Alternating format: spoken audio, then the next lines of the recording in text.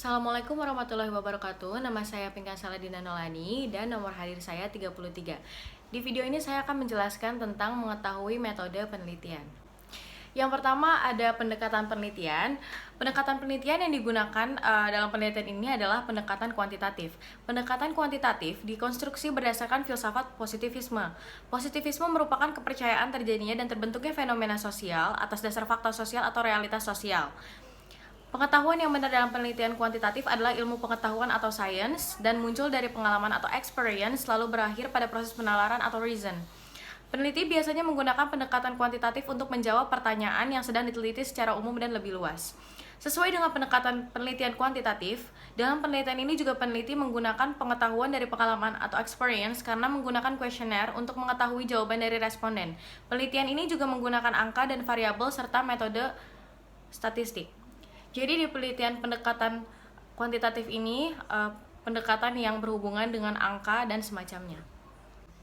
Yang berikutnya ada metode penelitian. Dalam penelitian kuantitatif terdapat dua metode penelitian. Metode penelitian yang digunakan kali ini adalah metode survei. Metode survei ini merupakan sebuah metode penelitian yang instrumen pengumpulan datanya menggunakan kuesioner. Metode ini dapat digunakan sebagai cara untuk mengumpulkan data atau informasi dengan populasi yang besar namun jumlah sampel yang relatif kecil. Menurut Widodo 2008-43, metode penelitian survei dibedakan menjadi dua tipe, yaitu cross-sectional survey dan longitudinal survey. Yang digunakan dalam penelitian ini merupakan tipe metode cross-sectional survey karena pengumpulan data yang diperoleh hanya berjumlah satu kali. Dalam metode survei ini, informasi diperoleh dari kuesioner yang telah dijawab oleh para responden. Kuesioner merupakan daftar pertanyaan atau pernyataan yang wajib diisi oleh responden. Penelitian ini menggunakan metode survei dibuktikan dengan adanya kuesioner yang dibuat dan dijawab oleh responden. Dengan adanya kuesioner, peneliti dapat mengetahui tingkat kepercayaan diri dan pengaruh kepercayaan diri seseorang ketika mereka dipuji oleh orang lain. Yang berikutnya ada jenis-jenis penelitian. Jenis-jenis penelitian dibagi atau diklasifikasikan menjadi dua, yaitu yang pertama sesuai dengan tujuannya dan yang kedua berdasarkan objek kealamiahannya yang diteliti. Pada bagian klasifikasi sesuai dengan tujuannya dibagi lagi menjadi tiga, yaitu penelitian dasar, penelitian pengembangan, dan penelitian terapan. Dan dalam penelitian ini kami menggunakan penelitian terapan. Penelitian terapan bertujuan untuk melakukan penerapan, menguji, dan mengevaluasi kemampuan suatu teori yang diterapkan dalam memecahkan masalah-masalah yang praktis. Yang berikutnya ada populasi.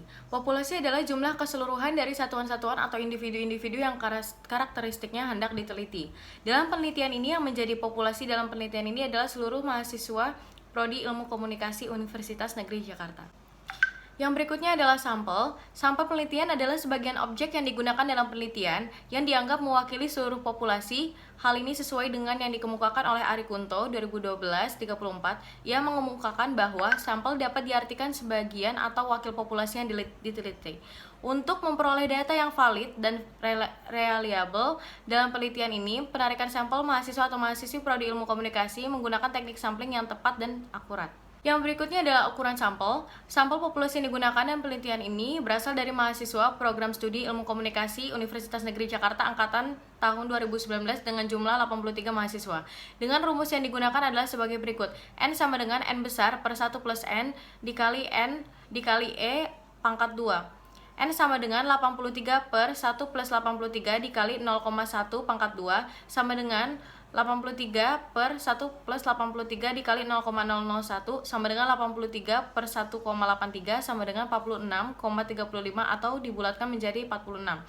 Maka responden yang digunakan dalam penelitian ini yaitu 46 responden. Berikutnya ada metode pengumpulan data. Data penelitian terbagi atas dua jenis, yaitu data primer adalah yang diperoleh atau dikumpulkan langsung di lapangan oleh orang yang melakukan penelitian atau yang bersangkutan yang memerlukannya, sedangkan data sekunder adalah data yang diperoleh atau dikumpulkan oleh orang yang melakukan penelitian dari sumber-sumber yang telah ada. Data ini biasanya diperoleh dari perpustakaan atau dari lapor peneliti terdahulu. Pengumpulan data primer bertujuan untuk memperoleh informasi yang dibutuhkan dalam proses mencapai tujuan penelitian. Metode pengumpulan data yang digunakan dalam penelitian ini adalah dengan data primer, yakni menggunakan kuesioner atau angket. Berikutnya ada metode analisis data. Yang pertama, metode yang digunakan yaitu uji univariat. Untuk uji univariat ini, kami menggunakan aplikasi SPSS. Dapat dilihat bahwa data yang sebanyak 54 data itu valid dan tidak ada yang hilang. Di uji ini juga dikatakan valid bisa dilihat dari median, mode, standar deviasi, dan range bahwa dari setiap butir pernyataannya dari variabel X dan Y. Yang selanjutnya menggunakan uji bivariat. Uji bivariat ini juga menggunakan aplikasi SPSS.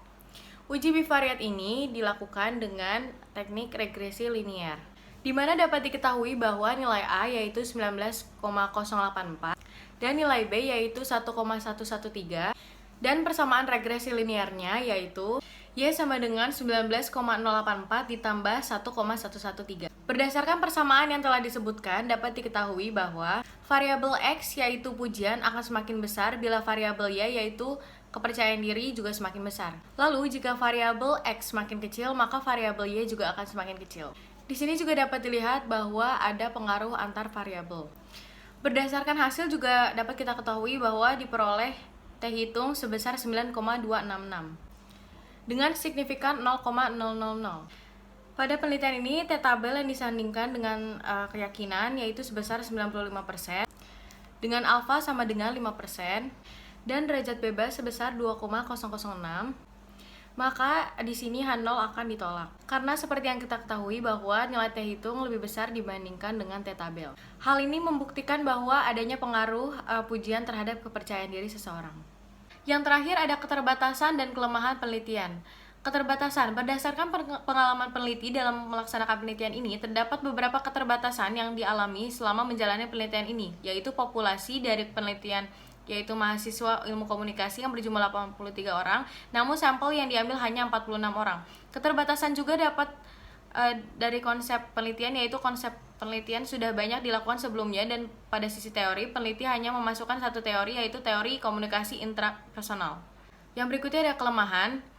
Penelitian ini tentunya memiliki banyak kelemahan yang dilakukan oleh peneliti atau penulis. Kelemahan-kelemahan tersebut diantaranya adalah metode pengumpulan data yang digunakan dalam penelitian ini hanya mengandalkan data kuesioner dan variabel yang digunakan dalam penelitian belum dapat mewakili beragam macam faktor yang memengaruhi kepercayaan diri seseorang.